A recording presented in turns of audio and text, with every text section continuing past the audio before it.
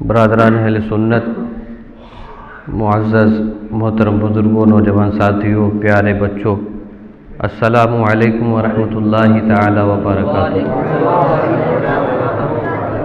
نحمدہ ونصلی ونسلم علی رسولہ الکریم، اما بعد فاعوذ باللہ من الشیطان الرجیم، بسم اللہ الرحمن الرحیم۔ کل من علیہا فان وَيَبْقَى وَجْهُ رَبِّكَ ذُو الْجَلَالِ وَالْإِكْرَامِ۔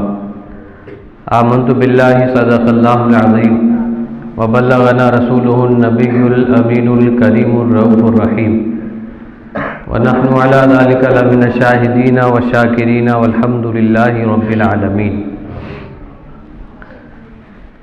یا خدا بہر جناب مصطفیٰ امداد کن، یا رسول اللہ از بہر خدا امداد کن، یا شہید کربلا، یا دافع کرب و بلا، گل رخا شہزاد گلگوں قبا امداد کن۔ غوث اعظم بمن بے سر و سامہ، مدد قبلہ دی، مدد کعبہ ما مدد، بگردامی بلا افتاد کشتی، مدد کن یا معین الدین چشتی۔ دل کی عطا گہرائیوں کے ساتھ نبی پاک صاحب لولاک، سیاح افلاک، باعث تخلیق کائنات، اللہ کے محبوب دانائے غیوب، منزہ عن العیوب، حضور احمد مجتبی محمد مصطفیٰ صلی اللہ تعالی علیہ وعلا علیہ وبارک وسلم کے دربار دربار میں درود و سلام کا نذرانہ عقیدت پیش کر لیجیے۔ اللہم صلی علی سیدنا و مولانا محمد معدن الجود والکرم وآلہ وبارک وسلم، صلاۃ و سلاما علیک یا رسول اللہ۔ حضرات، آپ نے مجھ سے قبل 3 منٹ کی بہترین تقریر سماعت کی، اور میں کچھ دیر آپ کی خدمت میں حاضر ہوں۔ میں یہ نہیں کہوں گا کہ آپ میری آواز کو مت دیکھنا، بلکہ میں یہ کہوں گا کہ آپ میری آواز کو دیکھنا، تبھی آپ کو پتہ لگے گا کہ آواز پہ کچھ اثر کیا ہوا ہے۔ یہ دنیا فانی ہے، سب کچھ فنا ہو جائے گا، سب کچھ ختم ہو جائے گا۔ دنیا کا نظام جو چل رہا ہے، یہ بھی ہمیں یہ بتا رہا ہے کہ جو آتا ہے وہ چلا جاتا ہے، جو بنتا ہے وہ بگڑ جاتا ہے، جو پیدا ہوتا ہے وہ موت کے گھاٹ اتر جاتا ہے، جو کھلتا ہے وہ مرجھا جاتا ہے۔ یہ دنیا کا نظام، یہ روا دوا ماحول اس بات کی گواہی ہے کہ آج تک جو بھی آیا سب فنا ہو گیا، اور جو موجود ہے یہ بھی فنا ہو جائے گا، اور بعد میں جو آئے گا وہ بھی ختم ہو جائے گا، کیونکہ رب کا قرآن اس بات کو بہت زمانہ پہلے سے بتا رہا ہے، کل من علیہا فان، سب کچھ فنا ہو جائے گا۔ وَيَبْقَى وَجْهُ رَبِّكَ ذُو الْجَلَالِ وَالْإِكْرَامِ، اگر باقی رہنے والی کوئی ذات ہے تو وہ تمہارے رب کی ذات ہے۔ سب کچھ فنا ہو جائے گا، یہ دنیا کی رعنائیاں، یہ دنیا کی چمک دمک، یہ سمندروں کی طغیانیاں، یہ اٹھتی ہوئی لہریں،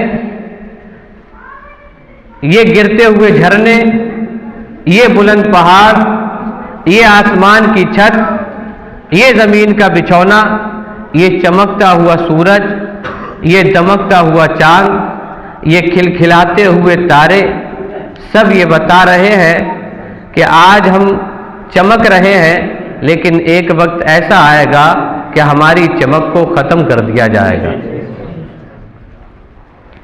پھول کھلتا ہے، جوبن پہ چڑھتا ہے، خوشبو بکھیرتا ہے، لوگوں کی نگاہوں کو اپنی طرف لبھا لیتا ہے، لیکن وہی پھول ایک وقت مرجھا کر یہ بتاتا ہے کہ اپنی خوبصورتی پر گھمنڈ مت کرنا، اپنی خوبصورتی پر اترانا مت، اپنی جوانی پر اترانا مت، اپنی طاقت و قوت پر گھمنڈ مت کرنا، غرور میں مبتلا مت ہو جانا۔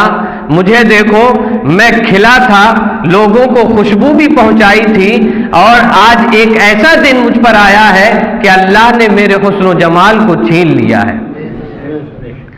دنیا کی یہ چیزیں، یہ رعنائیاں، یہ چمک، یہ دمک، یہ روشنیاں، یہ سب اس بات پر گواہ ہیں، دلیل ہیں، اور یہ بتانا چاہتی ہیں اے لوگوں تم کس طرف جا رہے ہو، ذرا غور تو کرو، ذرا سوچو تو، ذرا دماغ تو لگاؤ۔ تم نے دنیا کو ہی سب کچھ سمجھ رکھا ہے، یہ دنیا سب کچھ نہیں ہے، بلکہ دنیا میں جو بھی چیز ہے سب فنا ہونے والی ہے۔ کل من علیہا فان کا تمغہ سب کو دیا جاتا ہے، جن کے اندر جان نہیں ہے انہیں کل من علیہا فان کا مزہ سنایا گیا، اور جن کے اندر جان رکھی گئی انہیں کل نفس ذائقۃ الموت کا مزہ سنایا گیا، یعنی جن میں جان نہیں ہے انہیں بھی فنا ہونا ہے، جن میں جان رکھی گئی ہے انہیں بھی فنا ہونا ہے۔ خلاصہ کلام یہ ہے، دنیا کے اندر جو بھی چیز ہے سب کو فنا ہو جانا ہے، باقی رہنے والی صرف تمہارے رب کی ذات ہے۔ اب مجھے بتائیے، کیا عقل مند وہ ہے جو فانی دنیا سے اپنا دل لگا بیٹھے؟ کیا عقل مند وہ ہے جو دنیا کی فانی چیزوں سے دل لگا بیٹھے؟ بلکہ عقل مند وہ ہے جو فانی دنیا سے دل نہ لگائے، بلکہ باقی رہنے والی ذات اللہ رب العالمین سے دل لگا لے۔ اور میں اب دعوے کے ساتھ کہنے لگا ہوں کہ جو دنیا کی فانی چیزوں سے دل لگا لیتے ہیں ان کا دل مردہ ہو جاتا ہے، اور جو باقی رہنے والے رب سے دل لگا لیتے ہیں وہ راتوں میں جاگ بھی لیتے ہیں، ان کا دل زندہ نظر آتا ہے۔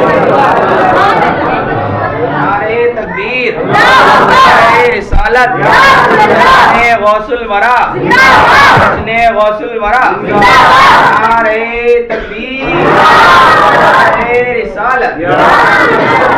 اب یہاں سے ایک عقدہ کھل گیا، آپ توجہ کریں تو وہ عقدہ کھول کے آپ کے سامنے رکھا جائے۔ ایک گرہ کھل کے سامنے آ گئی، دنیا فانی ہے، رب باقی ہے۔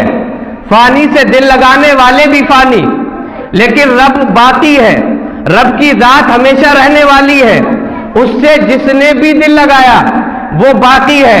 حضور صلی اللہ علیہ وسلم نے رب سے دل لگایا، آج تک ذکر جمیل ہو رہا ہے۔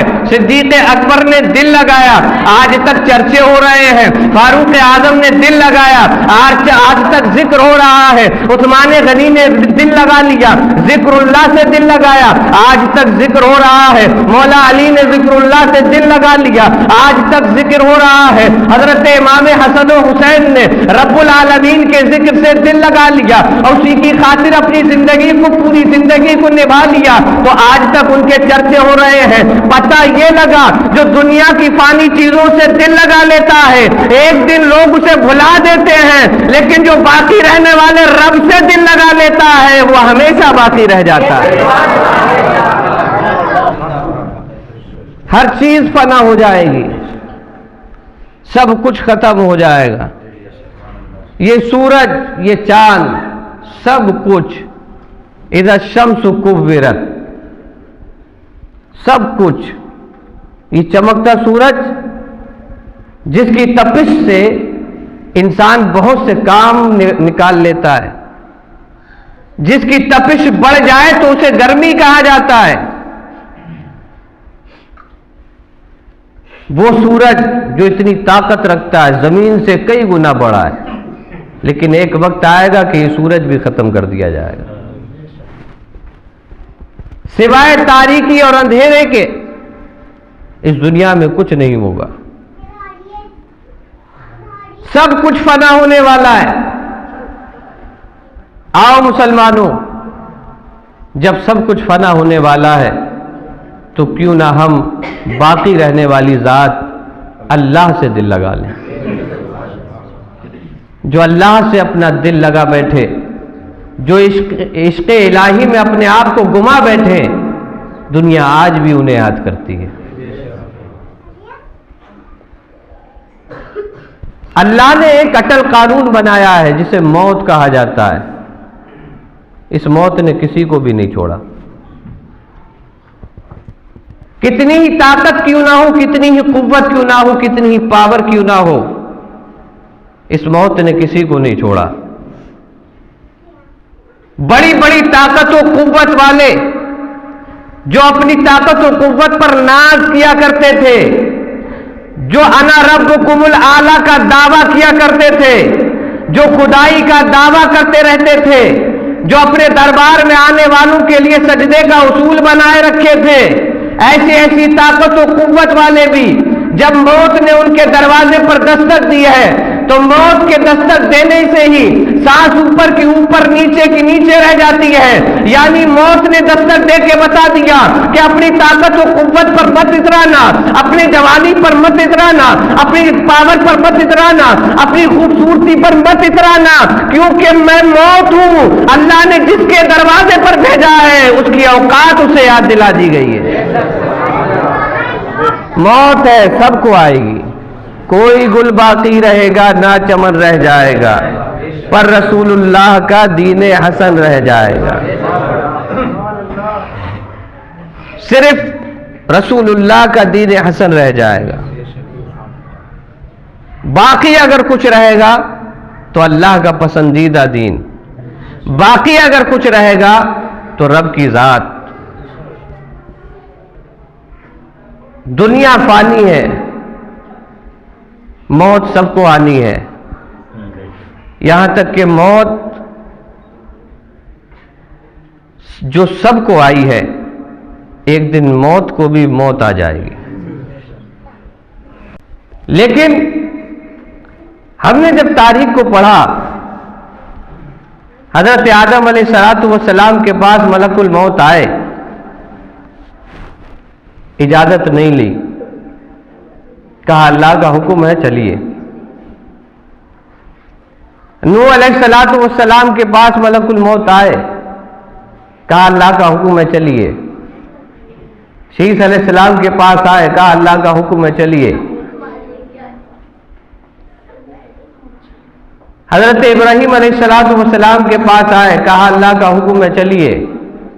حضرت ابراہیم علیہ السلام نے کہا کیا کسی دوست کو دیکھا ہے کسی دوست کی روح قبض کرتے ہوئے؟ ملک الموت واپس ہو گئے، کہا رب تیرے خلیل نے بڑی بات کہہ دی، کسی دوست کو دیکھا ہے کسی دوست کی روح قبض کرتے ہوئے؟ رب نے فرمایا ملک الموت سے اسرائیل جاؤ میرے خلیل سے کہو کیا کسی دوست کو دیکھا ہے کسی دوست سے ملاقات نہ کرتے ہوئے؟ اسرائیل علیہ السلام واپس آ گئے، وہی جملہ دوہرا دیا جو رب نے کہا۔ ابراہیم نے کہا مجھے بخوشی قبول ہے۔ اسرائیل علیہ السلام جس کے پاس بھی گئے اور قیامت تک جس کے پاس بھی جائیں گے کسی سے اجازت نہیں لیں گے کہ اگر تم چاہو تو روح قبض کر لی جائے۔ آدم علیہ السلام سے لے کر قیامت تک کسی کی روح قبض نہیں کی گئی مگر بغیر اس کی اجازت کے، یعنی اجازت نہیں لی گئی اور روح قبض کر لی گئی۔ لیکن قربان جائیے سنی مسلمانوں اپنے نبی کی عظمت پر، جب ملک الموت دروازے پہ حاضر ہوتے ہیں تو وہ ملک الموت، وہ اسرائیل علیہ السلام جو جس کے دروازے پر جاتے تھے کسی کی اجازت نہیں لیتے تھے، حضرت آدم سے لے کر قیامت تک کسی سے اجازت نہیں لیں گے یہ، لیکن جب ہمارے نبی کے دروازے پر پہنچتے ہیں تو ہاتھ باندھ کر عرض کرتے ہیں یا رسول اللہ آپ کی روح اس وقت قبض کی جائے گی جب آپ اجازت دے دیں گے۔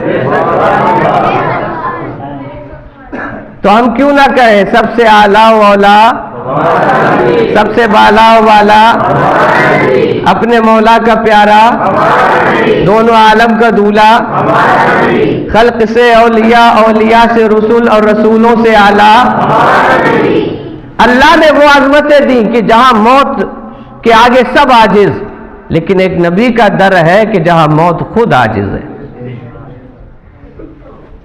کہنے کا مقصد یہ ہے کہ موت سے بچ کوئی نہیں سکا۔ یہ بات حق ہے کہ حضور کی بارگاہ میں آ کے موت نے اجازت لی،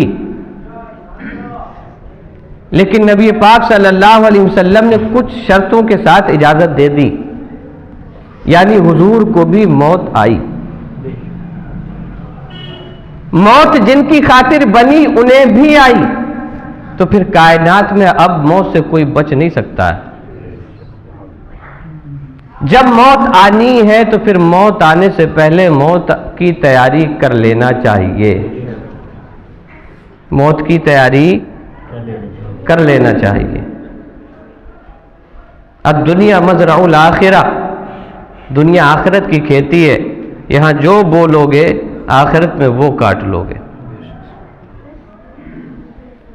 دنیا میں رہتے ہوئے عقل مند وہ ہے جو موت کی تیاری کر جائے، ورنہ کوئی کتنا ہی عقل مند کیوں نہ ہو، اگر موت کی تیاری نہیں کر پایا تو وہ عقل مند نہیں ہے۔ قرآن کہتا ہے فَاعْتَبِرُوا يَا أُولِي الْأَبْصَارِ، اے عقل مندو عبرت حاصل کرو، سبق لو۔ قرآن ہمیں بار بار جھنجھوڑ رہا ہے، اپنی آخرت دیکھو، تم کیا کر رہے ہو، کدھر جا رہے ہو، ذرا غور کرو۔ آؤ دین کی طرف آؤ، آؤ ایک اللہ کی طرف آؤ، آؤ رسول اللہ کی طرف آؤ، آؤ اسلام کی طرف آؤ۔ تم کدھر جا رہے ہو؟ کیا تم نے اٹھتے ہوئے جنازے نہیں دیکھے؟ کیا تم نے چلتا پھرتا ہوا نوجوان نہیں دیکھا جو چند لمحے بعد ہی زمین پر گرا پڑا تھا؟ کیا تم نے میت کے انگوٹھوں میں چیریں بنتی ہوئی نہیں دیکھی؟ کیا تم نے چارپائی پہ لیٹے ہوئے بے جان جسم کے نتھنوں میں روئی لگاتے ہوئے نہیں دیکھا؟ کیا تم نے جبڑے کو چیروں سے باندھتے ہوئے نہیں دیکھا؟ کیا تم نے اپنی آنکھوں سے نہیں دیکھا کہ غسل دینے والے غسل دے رہے ہیں لیکن جسے غسل دیا جا رہا ہے وہ حرکت بھی نہیں کر سکتا، وہ اپنے آپ کو ہلا بھی نہیں سکتا؟ ہم کس غرور میں ہیں؟ اس گھمنڈ میں ہے کہ میرے پاس دولت بہت ہے۔ یہ غرور ہمیں ستایا جا رہا ہے کہ میں طاقت و قوت والا بہت ہوں، جسے چاہوں دبا لوں، جس کی چاہوں زمین ہڑپ لوں، جس کا چاہوں گھر ویران کر دوں، جس کا چاہوں جوان بیٹا قتل کر دوں۔ یہ غرور اور یہ گھمنڈ موت کے ایک جھٹکے میں رکھا رہ جائے گا، اور پھر مرنے والا سمجھ جائے گا کہ جہاں میں تھا یہ تو سب فانی تھا، اب میں جہاں جا رہا ہوں وہی باقی ہے۔ دنیا میں رہتے ہوئے دنیا میں رہتے ہوئے آخرت کی تیاری کر جائیے، یہی عقل مندی ہے۔ آج کچھ لوگ کہہ دیتے ہیں ارے کر لو جو کر ملے، بعد میں دیکھا جائے گا کیا ہوگا۔ کیا دیکھو گے؟ کیا دیکھو گے؟ میں تمہیں دکھاؤں، ایک مچھر سے بچنے کے لیے مچھردانی کا استعمال کرتے ہو، کمرے میں ایک سانپ آ جائے تو پورا کمرہ پورا گھر خالی کر کے باہر نکل جاتے ہو، کیا دیکھو گے؟ ایک مرض لگ جائے تو ہزاروں ہاسپٹل بدل دیتے ہو، کیا دیکھو گے؟ جو ہوگا دیکھا جائے گا۔ تم دنیا میں یہ چھوٹے چھوٹے جانور، یہ چھوٹے چھوٹے تکلیف دہ موذی جانور تم سے برداشت نہیں ہوتے، وہاں کے اونٹوں اور کھچروں کے برابر بچھو اور سانپ اور رازدہے کیسے برداشت ہوں گے؟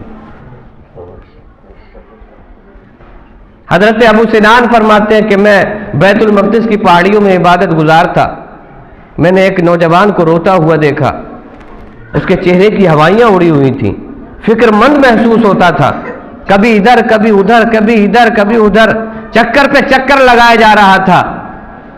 حضرت ابو سنان فرماتے ہیں میں اس کے قریب گیا، میں نے سوچا اس سے پوچھوں تو کہ آخر یہ پریشان کیوں ہے، یہ کس تکلیف میں ہے؟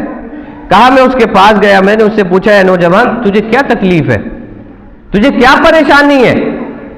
تیرے چہرے کی ہوائیاں کچھ اور بتا رہی ہیں، تیرے چہرے پر ایک فکر لاحق ہے جو کچھ کہنا چاہتی ہے۔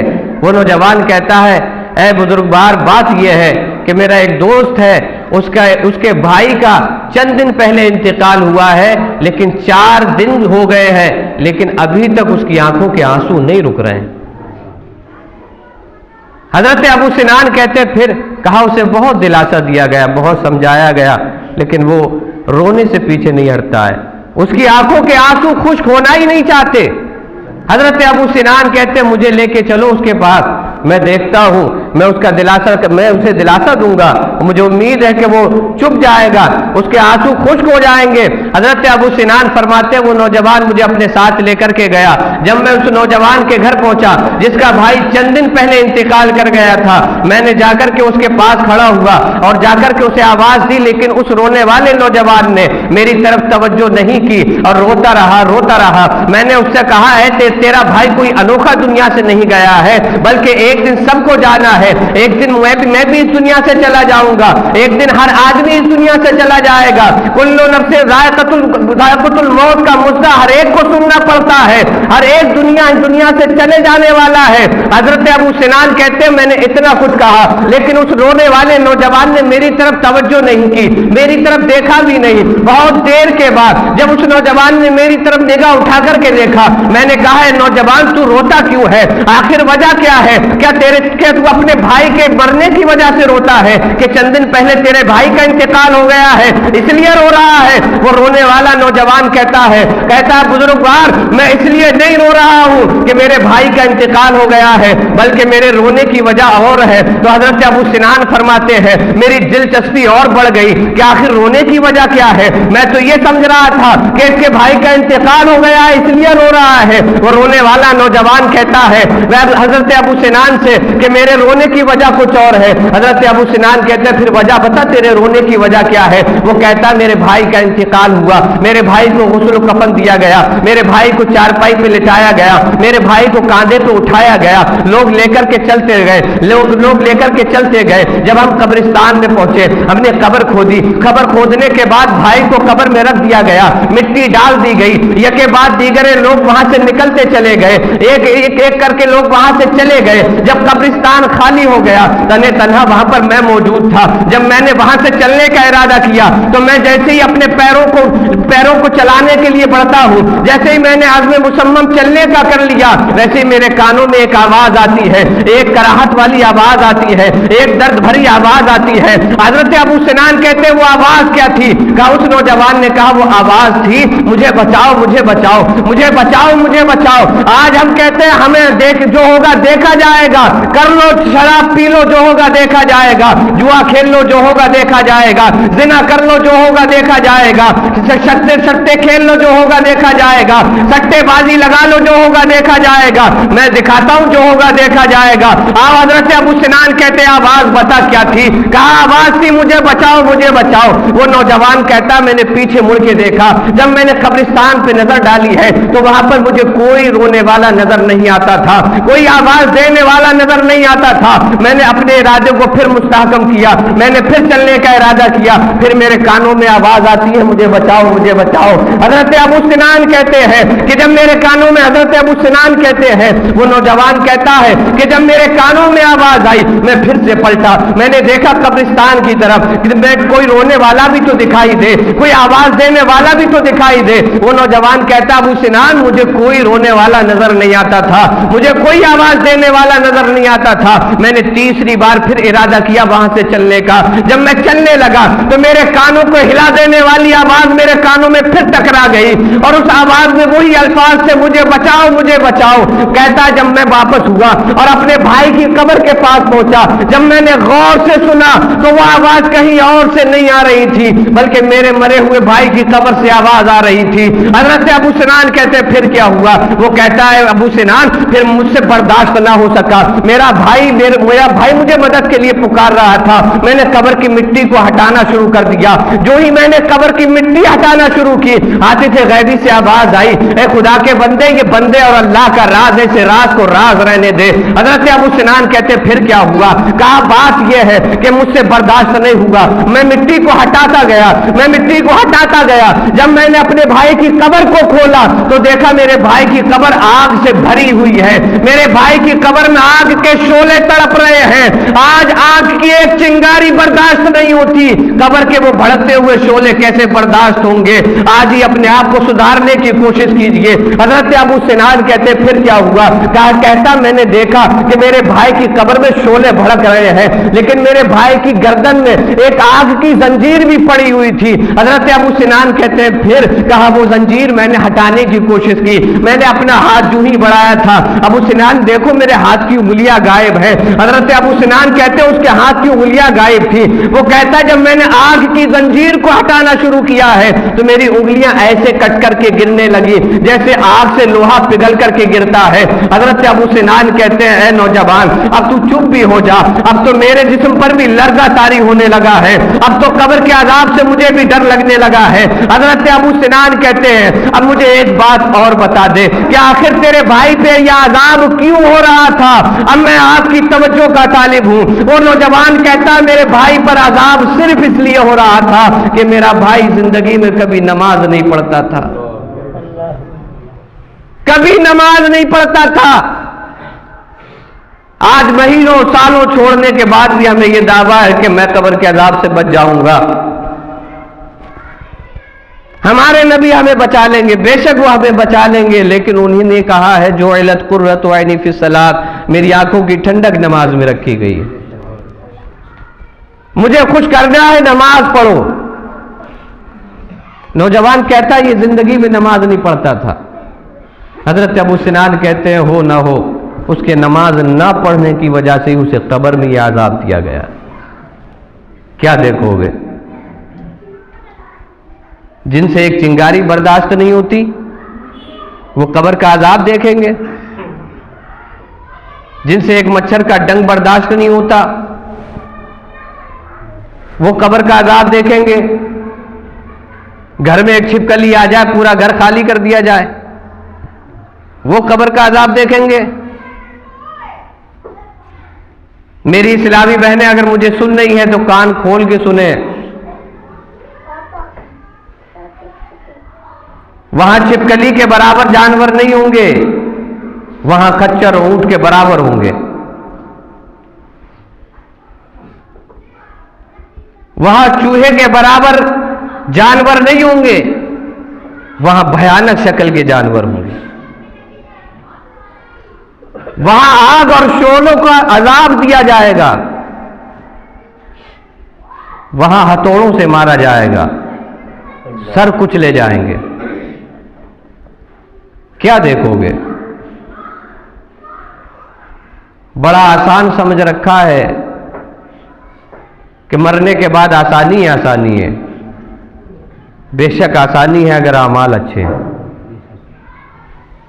आमाल अच्छे नहीं है तो कोई आसानी नहीं। हजरत उस्मान गनी अशरा मुबशरा में से हैं, जन्नती साहबी हैं। हुजूर ने खुद कहा उस्मान फिल जन्ना, उस्मान जन्नती है। हजरत उस्मान वो है जो हुजूर की जबानी भी जन्नती है और खुद हुजूर से जन्नत भी खरीदी है। लेकिन हाल क्या है, जब कब्रिस्तान पहुंचते हैं कब्र के पास बैठकर खूब रोते हैं, खूब रोते हैं, खूब रोते। किताबों में लिखा है इतना रोते थे कि आपके रुखसार पर 2 लाइनें बन गई थी। पूछने वाले ने पूछा अमीरुल मोमिनीन, दोज़ख का जिक्र होता है आपके सामने, जन्नत का जिक्र होता है, आप नहीं रोते, आप कब्रिस्तान कब्र पर जाते तो रोते हैं। तो हजरत उस्मान गनी ने कहा मेरे आका ने फरमाया है कि कब्र आखिरत के मनाजिल में से पहली मंजिल है, अगर जो यहां फंस गया वो फंसता चला जाएगा और जो यहां पास हो गया वो पास होता चला जाएगा। कर लीजिए कब्र की तैयारी, आ जाइए मस्जिदों में, पढ़ लीजिए नमाजें, कर लीजिए कुरान की तिलावत। वो मुक़द्दस महीना हमारे बीच आने वाला है जिसकी हर साथ हमारे लिए अल्लाह ने रहमत बनाई है। उसकी रहमतों को लूटने के लिए अभी से तैयारी में लग जाइए, अभी से भर लीजिए अपनी मस्जिदें, अभी से अपने अंदर जज्बा शौक तिलावत पैदा कर लीजिए। अक्लमंद वो है जो दुनिया में रहते हुए आखिरत की तैयारी कर जाए, वरना ये सिर्फ दावा है कि देख लेंगे। हमें दुनिया की मुसीबतें नहीं देखी जाती हैं, आखिरत की क्या देखेंगे। سورج کی تپش بڑھ جائے تو ہم چھاؤں تلاش کرتے ہیں، وہاں تو سورج سوا نیزے پر ہوگا، تپتی ہوئی زمین ہوگی، اعمال کے اعتبار سے سب پسینے میں نہاتے ہوں گے، حساب و کتاب ہوتا ہوگا، میزان لگا ہوگا، وہاں یہ گمان ہے کہ ہم پاس ہو جائیں گے؟ میزان پہ جانا ہے، اعمال تلنا ہے، وہاں تو جھوٹ بھی نہیں بول سکتے کہ ہم نے نیکیاں کی، ہمیں چھوڑ دیا جائے، وہاں تو زبان پہ تالا لگا دیا جائے گا کہ اب بولنا کچھ نہیں ہے۔ مولا پھر بولے گا کون؟ بندے تیرے اعضا بولیں گے تیرے خلاف، تیرا ایک ایک عضو تیرے خلاف گواہی دے گا۔ آج میزان سے چھوٹیں گے، پل صراط ہے تو جنت کا راستہ، لیکن گیا جہنم کے اوپر سے۔ یہ ایک کڑی سخت آزمائش ہے کہ اللہ نے جنت کا راستہ بھی جہنم کے اوپر سے بنایا ہے۔ اب جنت میں وہی جا سکتا ہے جس نے جنت والے اعمال کیے ہوں گے، ورنہ حضور فرماتے ہیں لوگ پل صراط پہ ایسے کٹ کٹ کے گریں گے جیسے گاجر اور مولیاں کٹتی ہیں۔ وہ جہنم جس کی گہرائی اتنی ہے کہ اگر بھاری بھرکم پتھر پھینکا جائے تو 500 برس میں بھی اس کی تہہ تک نہیں پہنچ پائے گا۔ وہ جہنم جس کا سب سے ہلکا عذاب یہ ہے کہ جہنمی کو آگ کے جوتے پہنائے جائیں گے جس سے اس کا دماغ کھولے گا، اور جس میں وہ یہ سمجھے گا کہ سب سے زیادہ عذاب مجھے دیا جا رہا ہے، حالانکہ جہنم کا سب سے ہلکا عذاب وہ ہے۔ ہم اسی گمان میں ہیں کہ دیکھ لیں گے، نپٹ لیں گے۔ کیا نپٹو گے؟ کیا دیکھو گے؟ آخرت کی تیاری کرنا شروع کر دو، اپنی مسجدوں کو بھرنا شروع کر دو۔ اسلام یہ نہیں کہتا کہ تم کاروبار چھوڑ کے مسجدوں میں ہی پڑ جاؤ، اسلام یہ چاہتا ہے کہ تم اللہ کی عبادت بھی کرو اور اپنا کاروبار بھی کرو۔ اسلام کا یہ مزاج ہے۔ اسلام رہبانیت کا تصور ہی نہیں دیتا ہے کہ مسلح اٹھاؤ جنگل میں پہنچ جاؤ، یہ ہمارا مذہب اس کا تصور ہی نہیں دیتا ہے۔ ہمارا مذہب کہتا ہے کہ اللہ کی عبادت کرتے رہو، اپنا کام کرتے رہو اور اپنے گھر والوں کا خیال رکھتے رہو۔ قرآن کہتا ہے وَمَا الْحَيَاةُ الدُّنْيَا إِلَّا مَتَاعُ الْغُرُورِ، دنیا کی زندگی تو محض دھوکے کا سامان ہے۔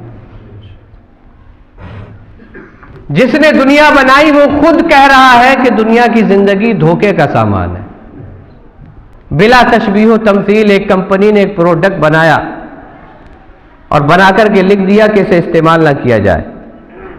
کون استعمال کرے گا؟ کوئی استعمال نہیں کرے گا، کیونکہ کمپنی نے بنایا، پھر بعد میں کمپنی نے ہی لکھ دیا، اخبارات میں شیئر کرا دیا کہ اس بات کو کہ اس پروڈکٹ کو نہ خریدا جائے۔ یہ غلط بن گیا ہے بلا تشبیہ و تمثیل۔ اللہ رب العالمین سے کچھ بھی غلط نہیں بنتا، لیکن اللہ نے اپنے بندوں کی آزمائش کے لیے دنیا کو بنایا ہے اور دنیا میں اپنے بندے بھیجے ہیں، اور فرما دیا وَمَا الْحَيَاةُ الدُّنْيَا إِلَّا مَتَاعُ الْغُرُورِ، اے میرے بندے بھیجتا ہوں تیرا امتحان لینے کے لیے، لیکن دنیا میں لگ کے مت رہ جانا، کیونکہ دنیا کی زندگی محض دھوکے کا سامان ہے۔ جس نے بنائی وہ خود اس بات کو بتا رہا ہے۔ تو ہم مومنوں کا کام یہ ہے کہ اس دنیا میں رہتے ہوئے بھی اس دنیا سے اپنے دامن کو بچا کر کے لے جائیں، یہی ہماری کامیابی ہے۔ کل من علیہا فان، سب کچھ ختم ہو جائے گا۔ کل نفس ذائقۃ الموت،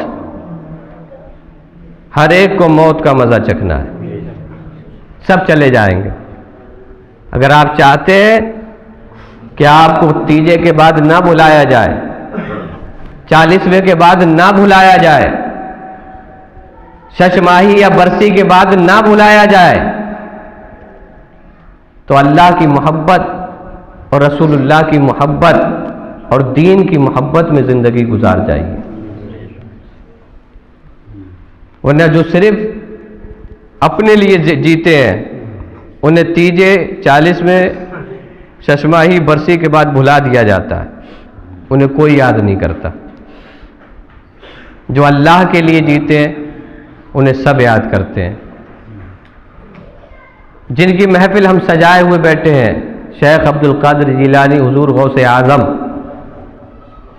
انہوں نے زندگی اپنے لیے نہیں جی بلکہ اللہ کے لیے زندگی گزاری.